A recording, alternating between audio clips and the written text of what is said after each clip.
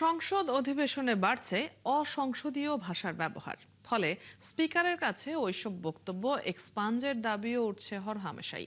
অভিজ্ঞ সংসদ সদস্যদের মতে তারুণ্যে ঠাসা সংসদের ফলেই হচ্ছে এমন। সতর্ক হতে হবে শব্দ চয়নে।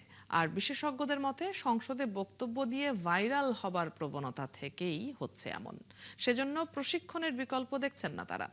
ফরহাদ ইবনে মালেকের প্রতিবেদন।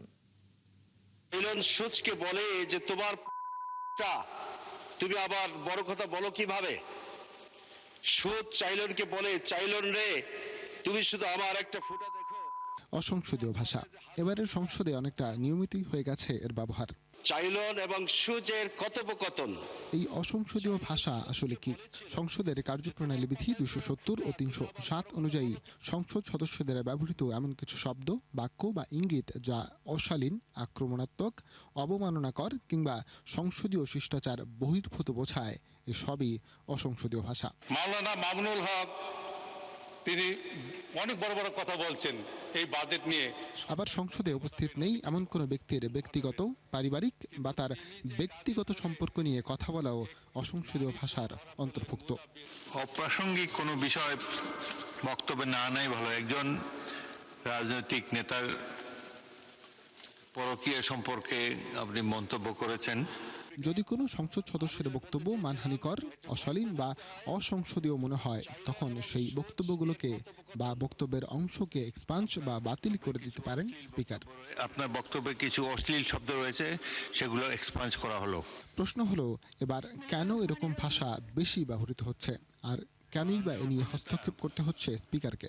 একজন বিশেষজ্ঞের মতে ভাইরাল হবার প্রবণতা এক্ষেত্রে অনেকাংশ দায়ী। কিছু কিছু সংসদ সদস্য মনে করেন যে সংসদ অধিবেশন যেহেতু লাইভ দেখাচ্ছে টিভিতে, হ্যাঁ, তা আমি যদি এখানে খুব উত্তেজিত কোনো কথা বলতে পারি তাহলে সেটা ভাইরাল হবে।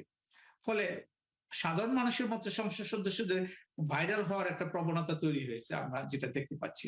এ নিয়ে কথা হয় কয়েকজন সংসদ সদস্যের সাথেও।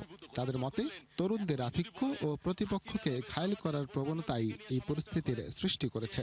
এবারের কথাই যদি ধরি, বাজেটের চাইতেও মানে রাজনীতির কথা বেশি বলার চেষ্টা করা হচ্ছে, আর প্রতিপক্ষকে ঘায়েল করার জন্য এগুলো বলা হচ্ছে, যেটা সংসদীয় রীতিনীতির সাথে সামঞ্জস্যশীল নয়। অনেকে নতুন আসছেন, প্রথম আসছেন, অনেকে হয়তো সেই মানে কখন কি বলতে গিয়ে অনেক সময় স্লিপ আপটা, মানুষ তো আমরা ফেরস্তা না, ভুল ত্রুটি হতে পারে। বলার আগে আমরা কিছু চিন্তা ভাবনা করে বলি যেন কথাগুলো কোনো রকম স্লিপ অফ টাং না হলেই মানে বাঞ্ছনীয় আর কি।